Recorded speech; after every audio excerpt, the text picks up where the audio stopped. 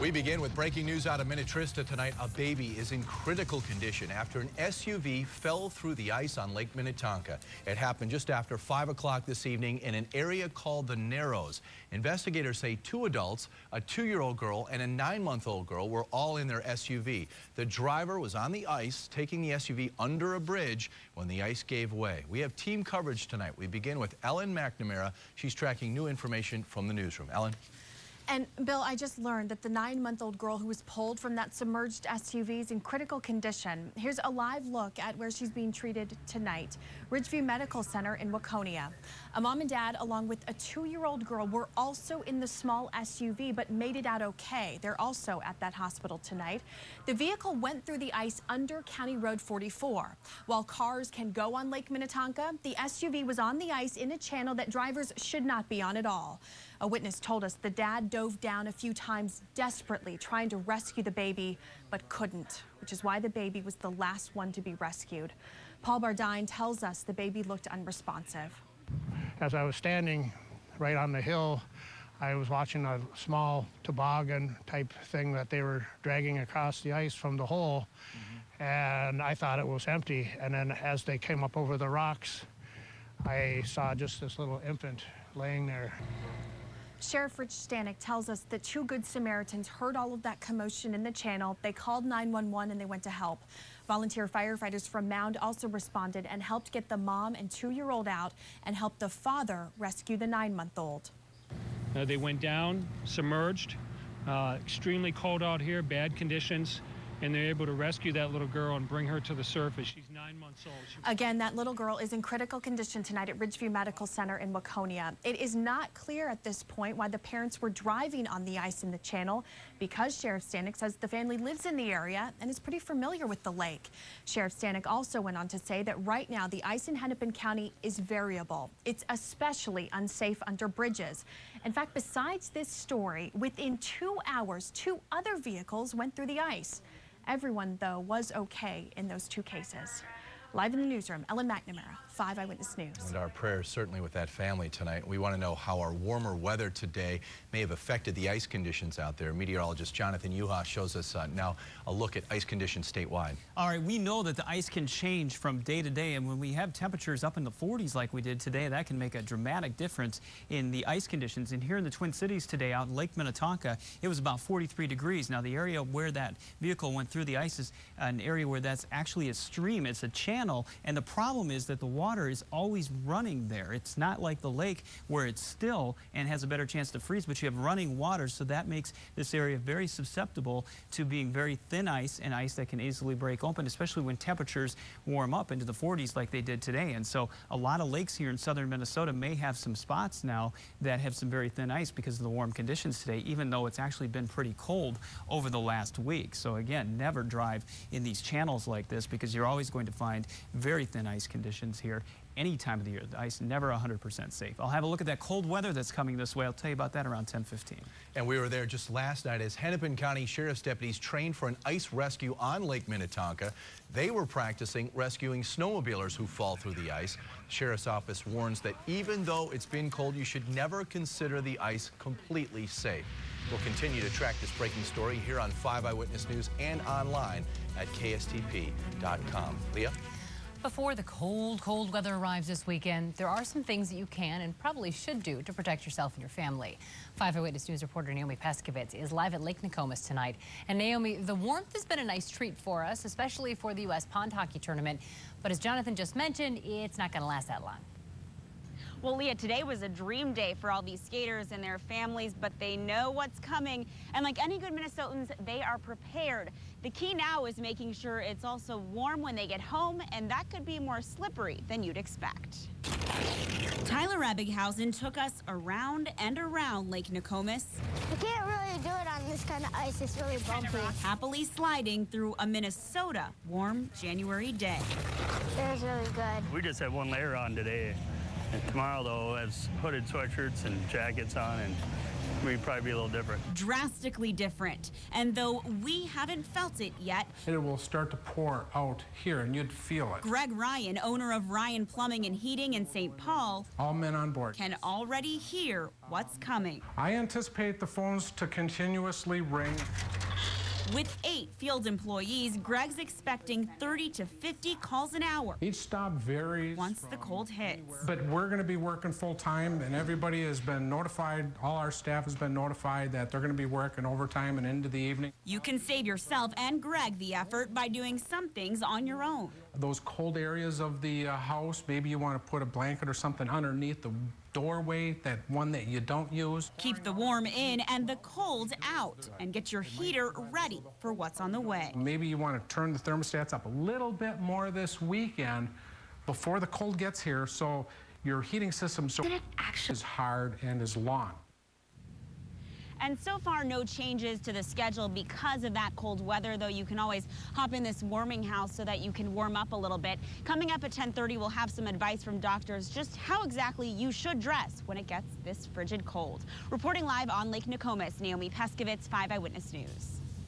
We also visited an auto repair shop today for some advice to keep your vehicles running during the extreme cold. Now, here are 3 easy things that you can do for yourself. First of all, keep your gas tank at least half full. That's especially important with older cars.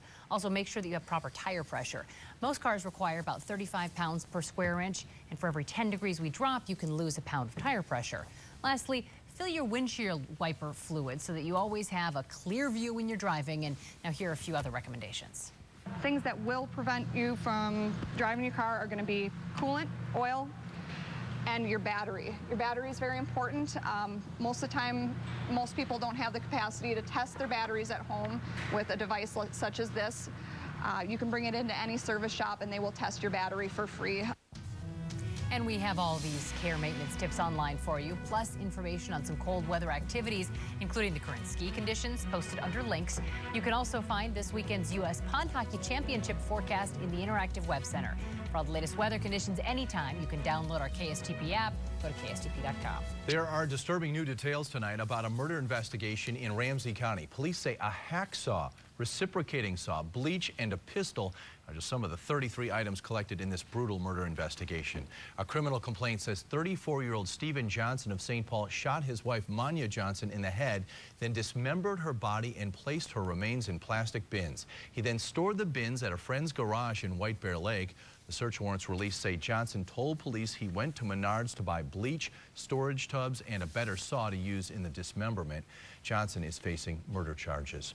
A pastor in Rochester who says he shot his granddaughter by mistake last month is facing a felony charge tonight. Stanley Wilkinson says he was asleep when he heard someone trying to get into his house last month. He thought it was an intruder, so he got his gun and fired 2 shots. That intruder was his 16-year-old granddaughter, Paige Wilkinson. Paige was hit in the neck. She survived. Prosecutors have now charged Wilkinson with intentional discharge of a firearm. Tomorrow, a Minneapolis man is being ordained as a priest. That wouldn't normally make news, but in this case, it's raising eyebrows in the Catholic community. The priest is transgender, and he is starting up a parish that is modeled after the Roman Catholic Church. 5 Eyewitness News reporter Mark Saxemeyer is here to explain exactly what this is all about. Leah, his name is Shannon Kearns, and Shannon was born female but transitioned to male in his late 20s. He was raised in a fundamental evangelical church but has always felt drawn to the teachings of the Catholic Church.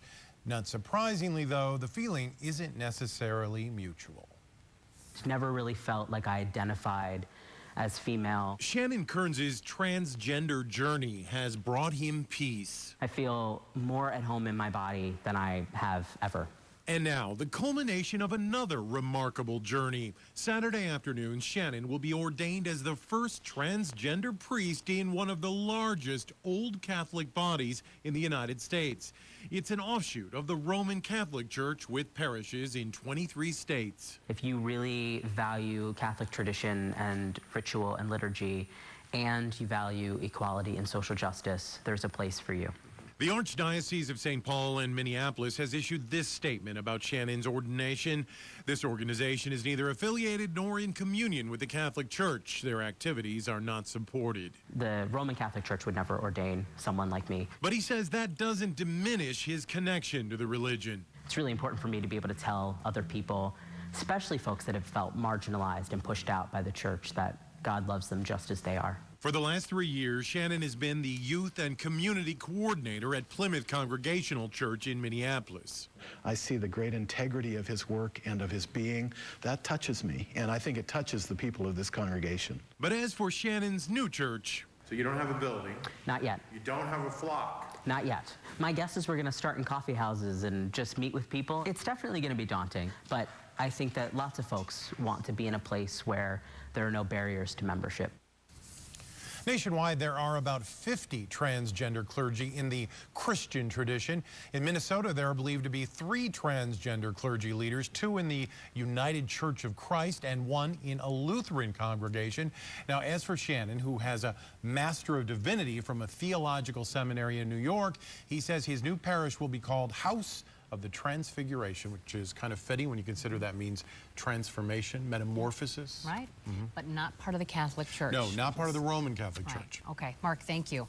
Homosexuality was also the topic of discussion in St. Paul today, where dozens of people came together to talk about bullying. At a conference at Hamline University, it promotes athletes sharing their painful experiences that they've had to deal with, hoping that others won't have to. Ex-Viking Ezra Tolo was one of several who talked about locker room culture and the stigmas that professional athletes face.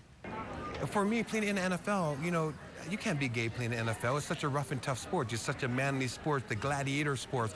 I think, you know, and according to a 2009 study by the Gay, Lesbian, and Straight Education Network, 9 in every 10 gay students is bullied. Tonight, the emotional part 2 of Lance Armstrong's interview with Oprah. Straight ahead, hear what the disgraced cyclist had to say about the drug scandal. Plus, a doctor explains how blood doping works. Also tonight, I sat down and spoke with one of America's top bike racing promoters to hear what he has to say about doping and Lance. That's coming up. And the girlfriend hoax surrounding Notre Dame star linebacker is not going away. A bit later, the unresolved questions and when we could hear from Manti Te'o himself.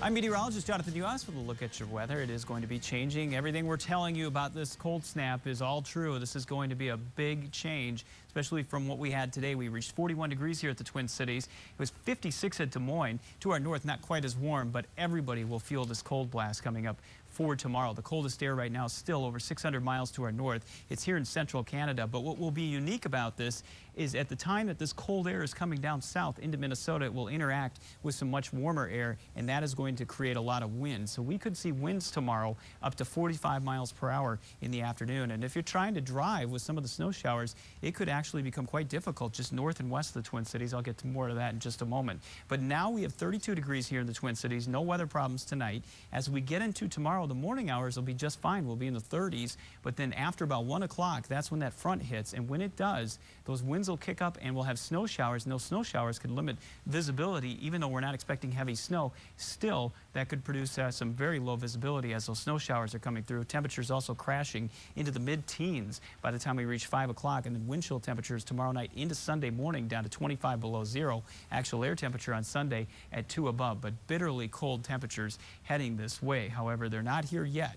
Across the Midwest, still very mild from the Twin Cities down into northern parts of Illinois, at least mild for this time of the year. We're seeing a little colder air just to the north of the Twin Cities, but still nothing that's below zero. Even in the northern part of the state, we're not seeing any sub-zero temperatures just yet, but they're a couple hundred miles to the north of International Falls, and that strong cold front with those sub-zero temperatures will be getting into northern Minnesota probably around 6 o'clock tomorrow morning, and then pushing south rapidly. The wind chill temperatures all above zero here across Minnesota, but by tomorrow night at this time, this 26 we have will be a minus 26. So big change coming. And then the temperatures for tomorrow for highs will be warmest to our southeast, where it could even reach up to 40 degrees. However, with this bitter cold coming in from the northwest, again, that temperature contrast will generate an extremely high amount of wind. So that will create ground blizzard conditions for northwestern Minnesota and eastern North Dakota. But we could even have, between the Twin Cities, St. Cloud, and Alexandria tomorrow afternoon, a period of low visibility that could create ground blizzard conditions too in those areas on I-94 because of the windy conditions and the snow showers. So this front, when it comes through, everything changes for us. But not tonight. Tonight's just quiet, partly cloudy, and sunrise temperatures at 7:44 around 25 degrees. Tomorrow, 30s in the morning hours, but then falling into the teens in the afternoon, and light snow and very windy conditions. In fact, 30-mile-per-hour winds sustained, but gusting higher than that. And then it's just cold as we head through this period. 12 below by Monday morning and 2 below, the first time we don't get above 0 during the daytime hours in 4 years. And then temperatures eventually getting their way back to 20 degrees with some light snow by Thursday. You can get all the latest weather at KSTP.com all weekend long. Jonathan, thanks. The second part of Oprah Winfrey's interview with Lance Armstrong aired tonight on her own network as he continued to talk openly about his history with doping. The story was getting out of control, which was my worst nightmare. And I had this place in my mind that they would all leave. The one person that I didn't think would leave was the foundation. Tonight, one of America's top bike racing promoters sat down with us to talk about Lance Armstrong and the seedy side of professional cycling, doping. 5 Eyewitness News reporter Todd Wilson is here now with more. Todd? Well, the Nature Valley Grand Prix is one of America's premier bicycle races, held right here in the Twin Cities. For Dave Laporte, the promoter, it is a labor of love. Doping is a big concern, of course. I sat down with him to talk about what he does to prevent it in his race and his thoughts on Lance Armstrong. There's no point in putting, damaging drugs into your system. In the 13 years Dave Laporte has promoted the Nature Valley Grand Prix bike race, he says he has never had a positive test result from a rider. Have you ever caught anyone? No. So your race in its entirety from 99 to 2012 has been clean? Yes, it's been absolutely, crystal clean. The Nature Valley Grand Prix started out as one race. Over the years, it has grown into a 5-day, 6-stage race. It is one of America's biggest bike races. To keep it clean, Laporte says every year he requests that the United States Anti-Doping Agency, otherwise known as USADA, to be there. They want the teams to never know when they're going to show up. It's a surprise factor. Right. Being one of America's premier bike race promoters, Laporte says he was compelled to watch Lance Armstrong's interview with Oprah Thursday and Friday night. I'm not the most believable guy in the world right now, I understand. But He says to him, Lance didn't come across very remorseful. If he had really seen the error of his ways, I believe that he would be working to clean up the sport, that he would be naming names. Laporte says if he had a chance to speak with Lance Armstrong, he would tell him, come clean. It's time to tell everything that you know. Don't hold back. Don't worry about whose toes you're going to step on. Those toes probably deserve to be stepped on. Laporte says he believes cycling is much cleaner now, simply because of stricter enforcement by USADA and the World Anti-Doping Agency. Leah? Todd, thanks. There are a lot of questions, of course, about blood doping. How does it work? How could Armstrong hide it? Blood doping is done through transfusions or through EPO injections. Athletes do it to try to increase their number of blood cells and ultimately their oxygen carrying capacity so they can increase their endurance and go faster. It doesn't necessarily bulk you up, but increases your endurance. You don't see the same signs that we all hear about with anabolic steroids. People get really aggressive, they get acne.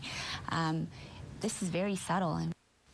And for the latest on the Lance Armstrong doping scandal, you can head to KSTP.com. You can see more of Oprah's exclusive sit-down interview with Armstrong and information on the Livestrong Foundation all online. He once promised to put a stop to corruption. Now this politician is facing corruption charges of his own. And later, a change is coming to airport security. Why the TSA is getting rid of a certain scanner all across the country. Plus,